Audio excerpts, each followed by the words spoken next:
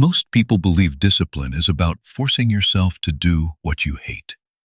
That belief is wrong. Discipline is not created by pressure. It is destroyed by confusion. And the reason most people never become disciplined is not because they are weak, lazy, or incapable. It is because they unknowingly feed three habits that quietly kill discipline before it ever has a chance to grow. Henry Ford understood this early in his life, not as theory, but through failure, repetition, and long periods of obscurity. This is not a motivational speech. This is a warning. If you recognize yourself in any of these three patterns, understand this clearly. You are not broken, but you are leaking power. The first thing that kills discipline is chasing urgency.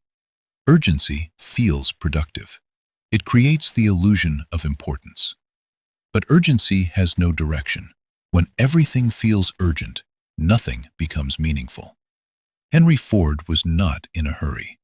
While others rushed to capitalize on trends, he obsessed over systems.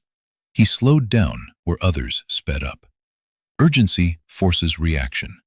Discipline requires intention. If your days are filled with reacting, emails, messages, notifications, impulses, discipline never forms. It cannot survive chaos. Discipline grows in environments where decisions are made once and followed many times. Urgency demands decisions every minute. That constant decision-making drains willpower. And drained willpower looks like laziness, but it is not. It is exhaustion. The second thing that kills discipline is emotional dependence. Most people wait to feel ready before they act. They wait for motivation, confidence, excitement, or clarity. Henry Ford did not build factories based on how he felt that morning. He built them on schedules. Emotion is unreliable. It rises and falls without warning. Discipline cannot depend on emotion because emotion seeks comfort. Discipline seeks continuity. When you allow your feelings to determine your actions, your energy becomes unpredictable. Some days intense, some days absent. Discipline is not intensity. It is consistency. Ford understood that progress comes from rhythm, not enthusiasm. The same action, at the same time, regardless of mood. Emotion is fuel, but only after direction is established. Without structure, emotion burns out. The third thing that kills discipline is constant stimulation. Noise feels like engagement, but stimulation fragments attention. Modern life trains the mind to escape discomfort instantly. Scroll, switch, consume. Discipline requires the ability to remain with boredom long enough for mastery to form. Henry Ford worked in repetition. The same process, the same motion, over and over. Most people call this monotony. He called it refinement. When your mind is addicted to novelty, discipline feels unbearable. Not because it is hard, but because it is quiet. Silence reveals resistance. Stimulation hides it.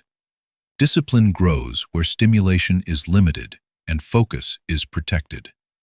If you remove these three things, urgency, emotional dependence, and constant stimulation, discipline does not need to be forced. It emerges. Henry Ford did not chase discipline. He removed what destroyed it. And that is the difference between effort that collapses and structure that lasts. Discipline is not control. It is alignment.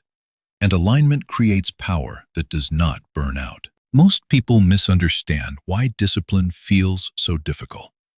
They believe they lack willpower. They believe something is wrong with their character. But discipline does not fail because of weakness. It fails because the environment is hostile to it. Henry Ford did not rely on strength of character alone. He redesigned his surroundings. He reduced decisions. He simplified movement. He removed friction. Discipline thrives where resistance is minimal. When everything around you pulls your attention outward, discipline must fight to survive. And anything that must constantly fight eventually collapses. Ford understood that energy is finite. He did not waste it on unnecessary choice. This is why discipline looks effortless in some people. Not because they are superior, but because their systems protect them. There is another truth most people avoid. Discipline is not built during moments of struggle. It is built during moments of calm. When life is quiet, when no one is watching, when there is no urgency demanding reaction. This is where discipline either forms or dies. Most people only try to become disciplined when pain forces them to change. By then, it is already too late. Henry Ford built discipline before pressure arrived. So when pressure came, structure held.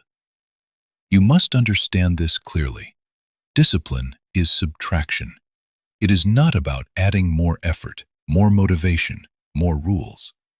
It is about removing what weakens focus. Remove unnecessary speed. Remove emotional decision-making. Remove constant stimulation. What remains is not emptiness. What remains is clarity. If discipline feels heavy in your life, ask yourself one question. What am I allowing that quietly destroys it? Not once, every day. Henry Ford did not ask how to work harder. He asked how to work without resistance. That question changed everything. And it can change everything for you if you are willing to stop chasing what weakens you.